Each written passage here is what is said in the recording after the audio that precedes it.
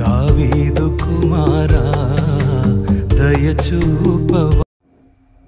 పితా పుత్ర పరిశుద్ధాత్మ నామమున ప్రభువునందు మిక్కిలి ప్రియమైన సహోదరి సహోదరులారా, ఈనాటి ధ్యానాంశం క్షమాపణ లేక క్షమ. మత్తయి శుభవార్త 18వ అధ్యాయం 21 నుండి 22 వరకు. ప్రభు నా సోదరుడు నా ఎడల తప్పిదం చేసిన ఎడల 7 మార్లు మన్నిస్తే సరిపోతుందా అని యేసు ప్రభుని అడిగినప్పుడు పేతురు 7 కాదు 7 మార్లు అని అన్నప్పుడు, అంటే లెక్కలేని సార్లు క్షమించాలి అని ప్రభు చెబుతున్నాడు. 1999 జనవరి 22న ఒరిస్సా రాష్ట్రంలో గ్రాహం స్టెయిన్ అతని కుమారులని కొంతమంది దుండగులు రాత్రి పడుకున్నప్పుడు వారి జీపులో గ్రాహం స్టెయిన్ తన కుమారులిద్దరూ పడుకున్నప్పుడు జీపు క్లోజ్ చేసి కొంతమంది కిట్టిన దుండగులు ఆయన్ని ఆ జీపుకు నిప్పండించి సజీవ దహనం చేశారు. అప్పుడు వారు గ్లాడస్ స్టెయిన్ తన భార్య అయిన గ్రాహం స్టెయిన్ భార్య అయిన గ్లాడస్ స్టెయిన్ అడిగారు, నీ భర్తని నీ పిల్లల్ని చంపిన వాళ్ళని ఏం చేయమంటారు అని కోర్టులో ప్రశ్నించినప్పుడు, యావత్ ప్రపంచం ఇంటర్నెట్ ద్వారా తిలకించుచున్నది. ఈవిడ ఏమంటది, తన భర్తని తన 2 బిడ్డల్ని చంపిన వాళ్ళని ఎటువంటి శిక్ష విధించమంటదని ప్రపంచమంతా ఎదురు చూస్తున్న సమయంలో ఆ మహాతల్లి గ్లాడస్ స్టెయిన్, ప్రభు అయిన యేసుక్రీస్తు నామమున నా భర్తని నా 2 పిల్లల్ని చంపిన వాళ్ళని నేను క్షమించుచున్నాను అన్నది. ఇది క్రైస్తవ మతంలో ఉన్న అత్యున్నతమైన సుగుణం, శత్రువులను క్షమించడం. ఎక్కడి నుండి ఈవిడ నేర్చుకున్నది అంటే, ప్రభు అయిన యేసుక్రీస్తు సిలువలో శత్రువులందరూ హింసిస్తున్నప్పుడు, ఓ పక్క రక్తం కారిపోయి ఉన్నప్పుడు, నీవు దైవ కుమారుడవైతే దిగిరా అని పలికినప్పుడు, ఇతరులను రక్షిస్తాడు కానీ తనను తాను రక్షించుకోలేడని హేళన చేస్తున్నప్పుడు కూడా ప్రభు తన తండ్రికి మనవి చేసింది, ప్రభు వీరేం చేస్తున్నారో వీరికి తెలియదు, తండ్రి వీరేం చేస్తున్నారో వీరికి తెలియదు, వీరిని క్షమించమన్నాడు. సో యేసుక్రీస్తు నుండి గ్లాడస్ స్టెయిన్ నేర్చుకున్న సుగుణం శత్రువులను క్షమించడం.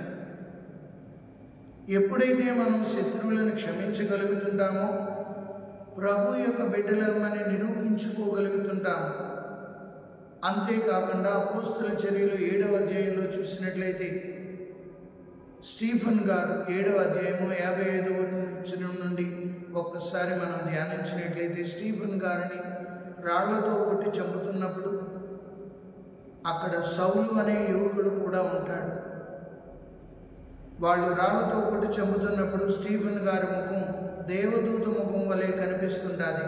పవిత్రాత్మచే నింపబడిన స్టీఫెన్ గారు పరలోకం వైపు చూడగా, ఆకాశం వైపు చూడగా పరలోకం తెరవబడి తండ్రి కుడి ప్రక్కన యేసు ప్రభు నిలబడి ఉండటం చూసి, తండ్రి ఈ పాపము వీరి మీద మోపకము అంటారు.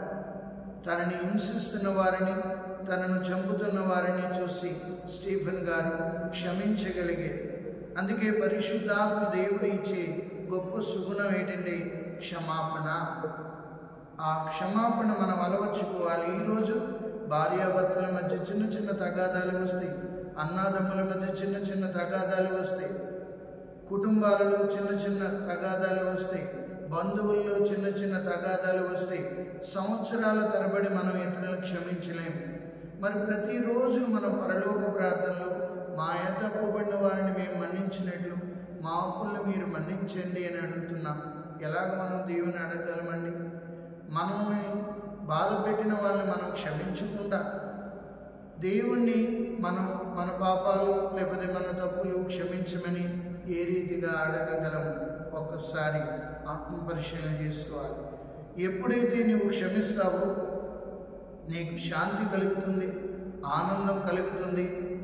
నీవు దేవుని బిడ్డగా నిలబడగలుగుతావు. ఇతరులను క్షమించడం ద్వారా మనలో ఉన్న సకానికి సగం రోగాలు తగ్గిపోతుంటాయి. ఆనందం కలుగుతుంది.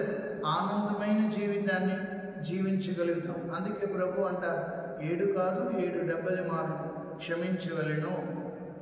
అందుకే పౌలు గారు కొలస్సీయులకు రాసిన లేఖ 3వ అధ్యాయంలో మనం చూసినట్లయితే మీ 13వ వచనంలో మీ సహోదరుల మీద మీకు మనస్తాపం కలిగినట్లయితే ఒకరినొకరు సహించవలెను, క్షమించవలెను. ఎప్పుడైతే మనం క్షమించుకోగలుగుతామో ప్రభు కృపను పొందుకుంటాం, ఆనందాన్ని అనుభవిస్తాం, ప్రభు బిడ్డలుగా జీవిస్తాం. ప్రతిరోజు క్షమించడానికి మనం సిద్ధపడదాం. ప్రభు దీవెనలు పొందుకుందాం. ప్రభు అయిన యేసుక్రీస్తు మేమందరినీ ఆశీర్వదించి కాచి కాపాడునుగాక. పిత పుత్ర పరిశుద్ధాత్మ నామమున ఆమేన్.